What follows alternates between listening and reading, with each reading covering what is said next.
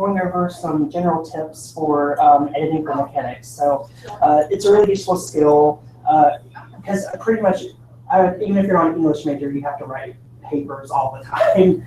So yeah, so I just have a short PowerPoint here that we'll go through.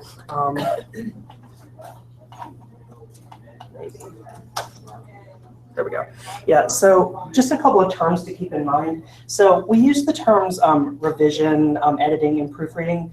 Often we use them interchangeably, but they're actually pretty different. So revision, that's when you're looking more at like your paper as a whole. So if you have someone to revise your paper, or if someone or a professor tells you to revise your paper, what they want you to do is look at your like structural like ideas, like you look at your arguments, look at your paragraph coherence, stuff like that. So really you're looking at like the content of your paper more than like the grammar. And for editing and proofreading, they're very similar. Almost really these are pretty interchangeable, except editing, you're really looking at like the sentence level, and you're looking for mechanical issues. But you're also trying to figure out if a writer is like using the best language to convey his idea. So, you know, what for editors will like circle a word and like write a question, you know, is this the best word you want to use? That's more what editing is. And, you know, once again, you're looking for grammatical errors and stuff, but you're really trying to get close to their language. And proofreading is really just even more surface than that. Like that isn't really changing anything about their text. All it is just reading through it and just seeing if there's like, you know, misplaced commas, you know, if they forgot a period, just stuff like that. So really, you can think of proofreading is just sort of like a lighter version of editing. You know, those are just a couple of, yeah, and these are just some general tips that I normally give to people when they're editing their papers. The biggest thing you can do to really catch a lot of mechanical errors or awkward sentences is read your paper out loud. Yeah, we were just going over that. It's really great if you have someone that can listen to you read out loud. And then while you're reading it out loud, they can jot down, you know, anything that sounds weird, or, you know, if they hear like an awkward word or a phrase, you will catch, I would say, 80% of your errors just reading your paper out loud. Because you'll notice if your sentences start to get too long, and then you start, you know, having like awkward phrases. So that's the biggest thing that you can do. Have y'all ever tried doing that, where you read your paper out loud and you find that it helps? Or yeah, for sure. Yeah, because I mean, when you really hear how it sounds out loud, you know, you do catch a lot of those, you know, silly mistakes that, you know, keep you from getting, you know, the difference between A and B on paper. You know, if you have like a misplaced comma or something, you'll find it if you read it out loud. But yeah, like I said, it's I haven't actually done this before, but it's a really good tip. If you have someone listen to you read it out loud, that's even better. You'll catch hopefully everything, because they can write down anything they hear that sounds off. So the thing we have in front of you is sort of the main part of the workshop. I wanted us to practice just some of these skills. Where did I put my? Okay. So we're going to practice editing this text together. And so what we're going to be doing is we're going to be looking for mechanical errors. You know, like I said, comma errors, stuff like that. But since we're editing it, we're also going to be looking at how the writer uses language.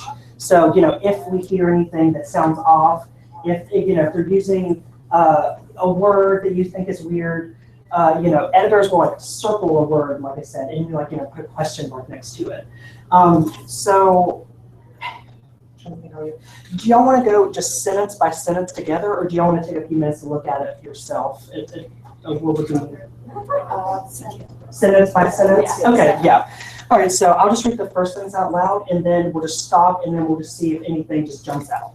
So, dating back to at least the late 14th century, the word monster has operated under several, often conflicting meaning within the English language, and through the Latin word monstrum, we find its roots in the Proto-Indo-European men-I, which we can take to mean to think. This construction resonates in the English language with words associated with mind, memory, manifestations, and warnings. Mental, mentality, dement, dementia, mania, memento, mentor, admonish, monster, premonition, amnesty, among others. So right off the bat, it's a really, really long sentence. Like, so we'll just go. So this is a huge sentence. Let's just start with this first line. So in this first line, do you see any problems right off the bat that you think we need to look at?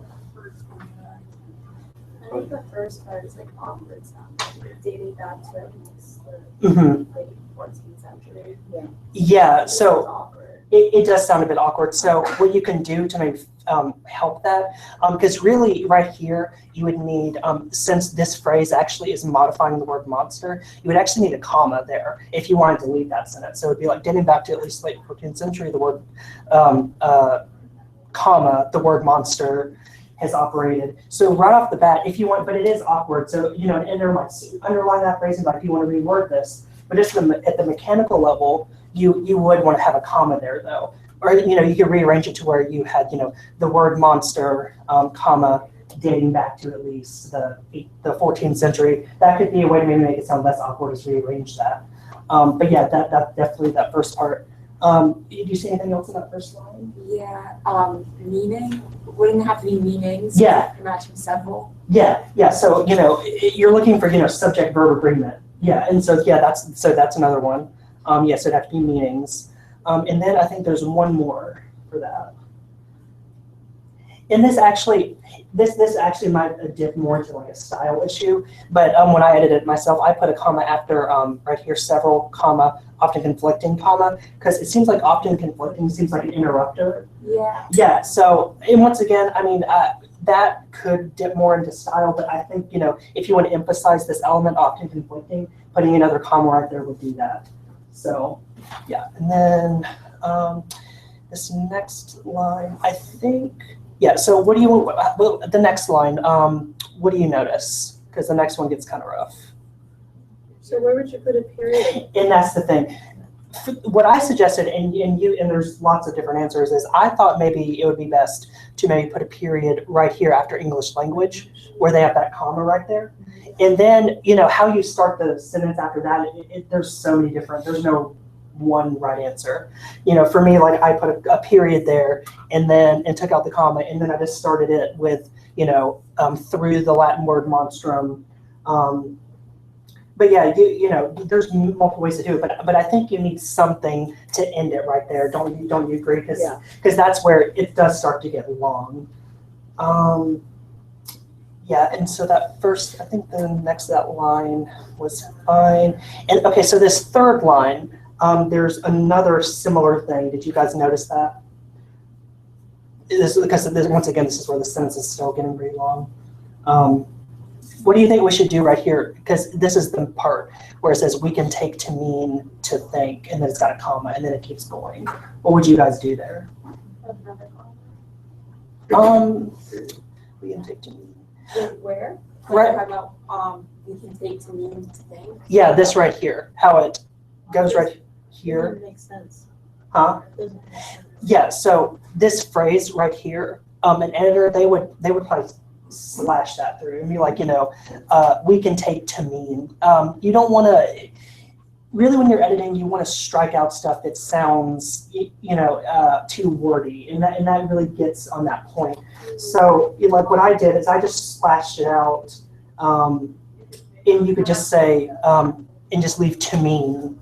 But you know, like I said, there's multiple ways you can do it. But it's just important that you're catching anything that sounds like you can eliminate words. And there's one other thing that you could do here that might help.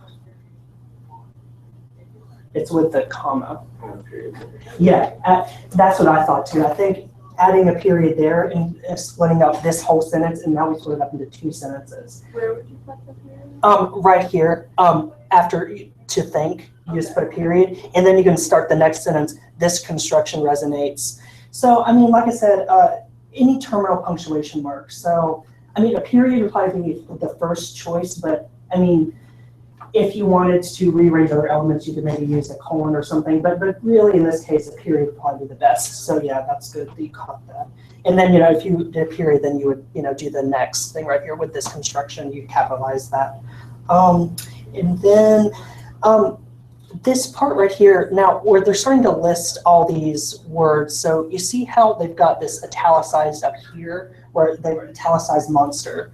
Because I had to look this up because it's kind of weird. When you're referring to words as words, or if you're defining them, you need to italicize them. So this long list of words down here where they're talking about mental, mentality, dementia, and that really is just a mechanical thing. You know, you'd want to italicize that. So they could all be italicized. Yeah, so right after the colon, mental, mentality, dementia, anytime you're talking about a word as a word.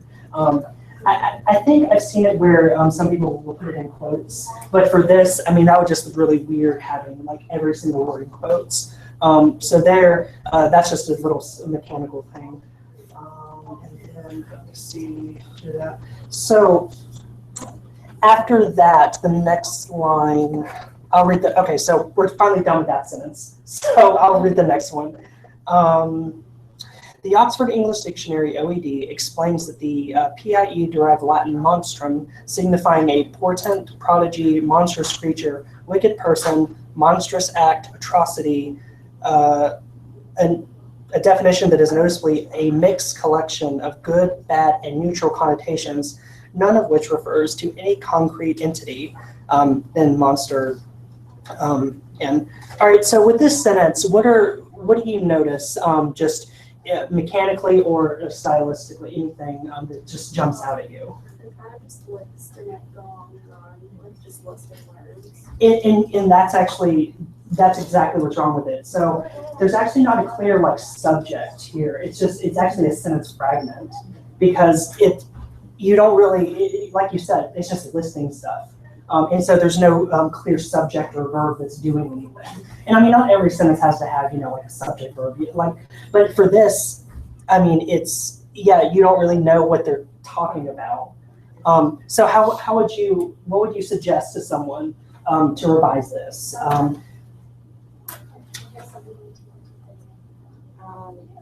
Like to find a grouping, like just be like whatever they're talking about, whatever those words are, be like whatever it is, such as, and then list them. Yeah, and that would help. And plus, in really right here, just introducing a clear subject and verb, that would help. And like you're saying, to just shorten that listing. And so for shortening the listing, when I was editing this, because one thing that you want to do is, if you can, try not to be redundant in that you're listing stuff that like good, bad, and neutral.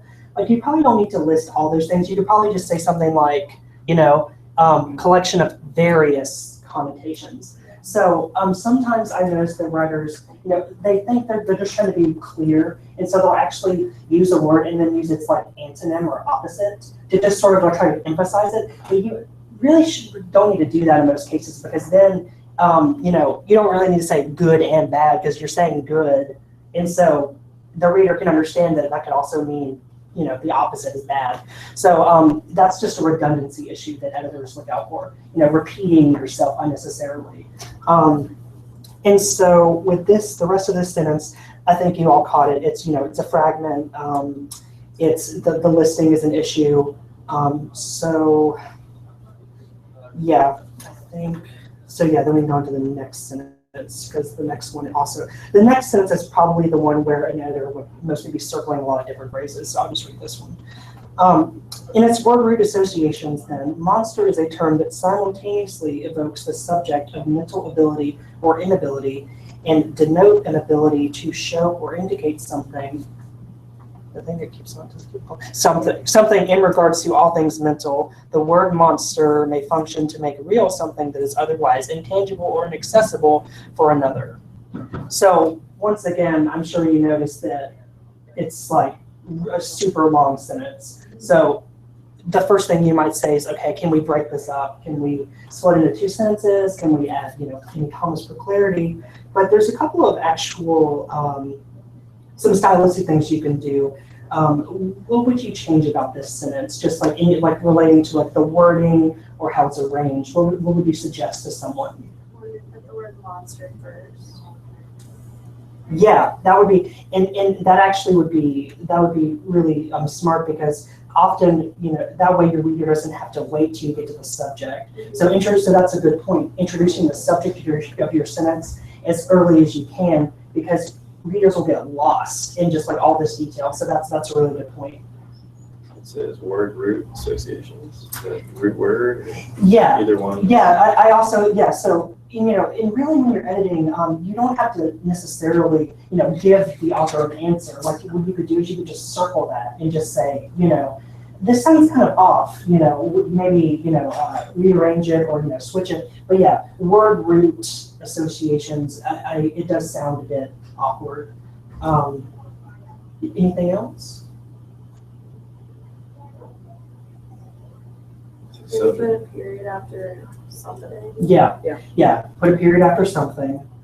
And then, like you mentioned earlier, there's also another subject-verb agreement issue. Did you catch that?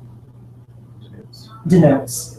Yeah, denotes. And then a couple of other things that I circled that, and once again, this dips into where, authors' stylistic preferences, but, like I circled, make real something, maybe instead of rearrange it, it's like make something real.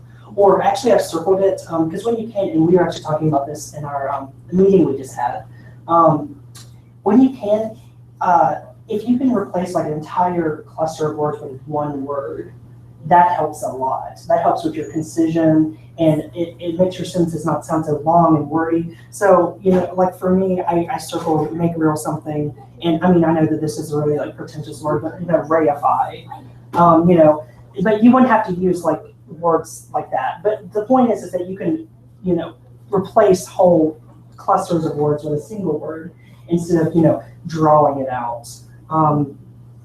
Yeah, and then the only other thing, the repetition of abilities so close to each other, you might want to maybe use a different word, a synonym for ability. So that's another thing that you want to look out for when you're editing, is if you notice yourself using the same word a lot, just Google ability definition or synonyms, and then just use a because really when you're editing, you want to make sure that the flow of it is really just crisp and tight.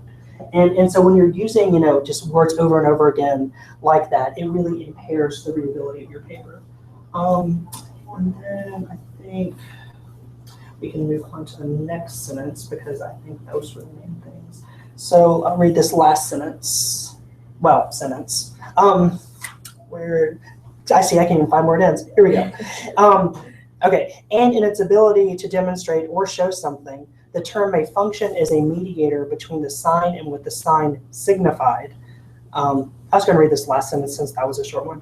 In both ways, the word monster can never simply be what it appears to be, but needs to be understood instead by way of some complements.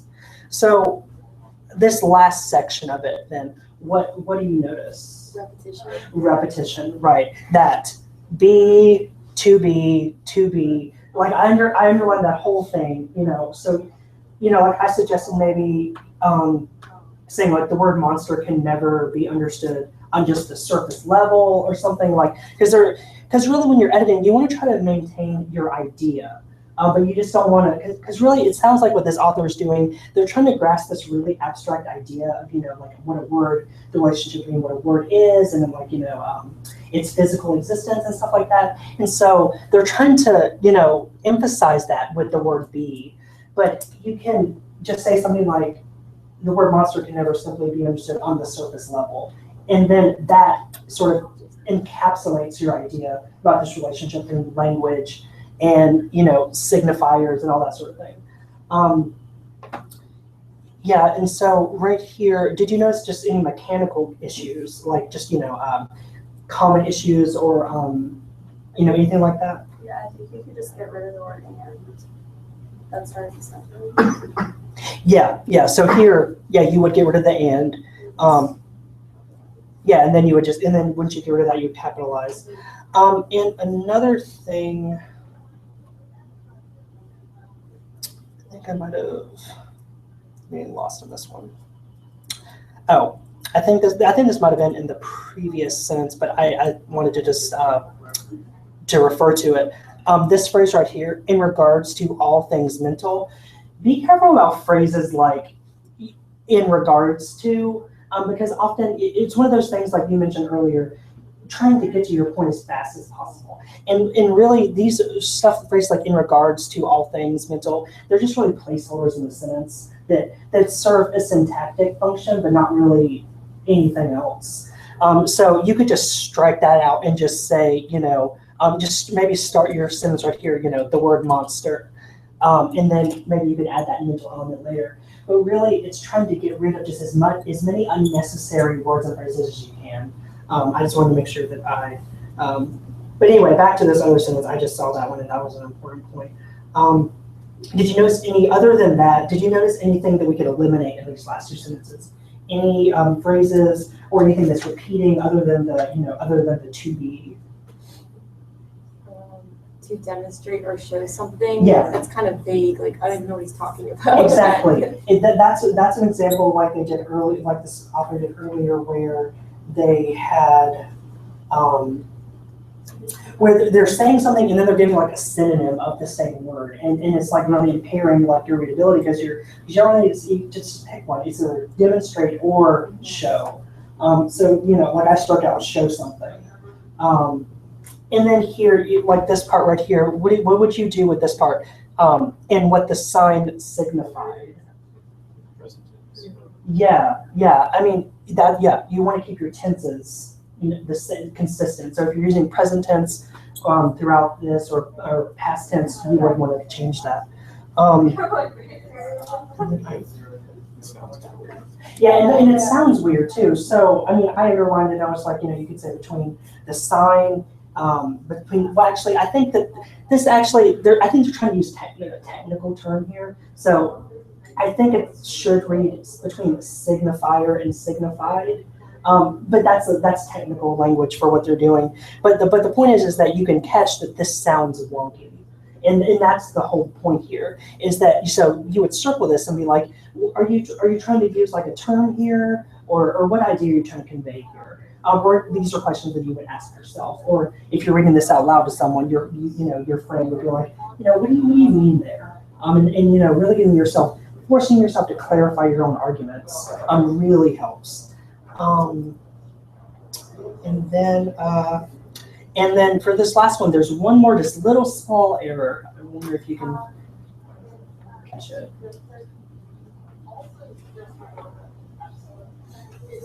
In the last sentence? The last sentence. Is it like instead, by way of some? I don't know. Is the compliment the wrong? The compliment is the wrong compliment. But yeah, that's also another awkward phrase. Yeah, by way of some. Yeah, this whole underline this whole thing right here. But the thing I was getting at, but you're right, that's also an issue, that it's the wrong complement. I mean, it's just silly little things like that, I mean, what they're saying, but still, you have to make sure that you're catching little things like that. So if you're not sure, once again, you could just Google, complement. And then there's actually, if you look up stuff like, commonly confused words, commonly misspelled words, stuff like that, just having those in mind, because compliment's a big one. I get that one mixed up. Like, it's just little things like that, like we were talking about in our meeting. It's just little things that just pile up.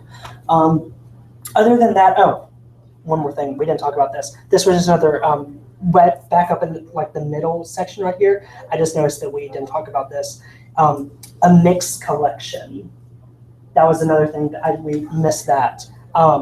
So that's another instance where they're repeating themselves. So you would strike out I struck out mix, so just a collection of various connotations. So the point is that, the main issues that this piece had, repeating elements, redundancy,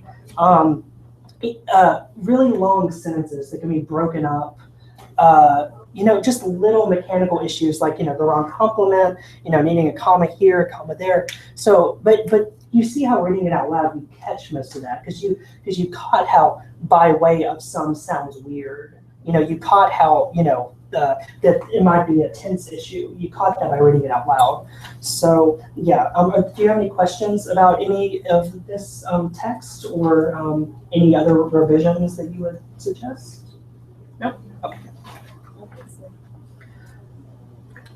So for the last part of the workshop, we've got a few more minutes. So I don't know if any of you actually brought anything to the workshop, like just some stuff you're working on, some papers or anything. So really, what kind of papers are you working on right now, and how would you use the skills we've talked about to help you with those papers? Just just generally. Just read over it out loud and maybe get someone to listen to it. Yeah. What current papers are you writing right now? Let's see, for English, for 1101, we're doing like summaries. Summaries. Yeah. Okay. So summary writing can be difficult. Summary is very hard because another thing, and this gets closer into revising, but another thing with like summary and with any text you're writing is, and we mentioned this earlier, I think in one of the slides, is you have to consider your audience. And so for summary, your job is to just be like a conduit of information. You don't give opinions about anything. And so that's why summary is hard, because people want to like analyze the issues and stuff like that. So really another crucial part of your editing process is making sure you have the right tone. And so for summary, you have to make sure that you have this really neutral tone. Any other example or any other things you guys have trouble with when you're editing, or? Mine's wordiness. Wording. I read it out loud. Yeah, and wordiness. I mean, really, often wordiness comes from people trying to, they're working with these really hard ideas, and they're trying to get them in words, and it's just really hard, when you're working with like literature, sometimes, and these ideas about, what it means to be human and all that sort of thing. But once you start reading it out loud, you'll find places where you can just like strike out whole phrases and just replace it with a single word, or playing with your punctuation a bit can help also. Like carefully placed commas, correctly placed commas can really help with some of that readability also. Like if you want to, like at the beginning of the thing where it had often conflicting, like to emphasize certain elements, you can play with commas a bit. So that's another thing I would suggest for just general editing advice. Refamiliarize yourself with just some basic mechanical rules. I mean, at this point you probably know most of them, but every now and then it's just a good idea to look up just basic comma rules, just so when you're reading your paper out loud, have that stuff printed out, just so you can refer to it. Just make notes for yourself.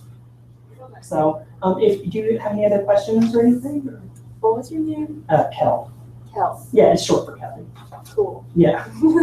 Yeah, and I'm here for walk-ins at the Writing Center if you guys ever want to come in and work on your, and they've got appointments in the back that you can make online. You can just Google UNF Writing Center and go to the appointments icon, or you come into our walk-ins. And at the Writing Center, what we'll do is we'll sort of look through your paper and see if there. So really, we're giving you suggestions for revision.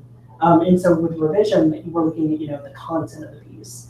And so, but if you have some mechanical issues that are repeating, we'll say you might consider looking at these sources to help you with that. So definitely use us as a source when you're editing your papers if you have time. So. Okay. Thank you very much. All right, yeah, no problem. Thanks. Very helpful. Oh yeah, you guys were great.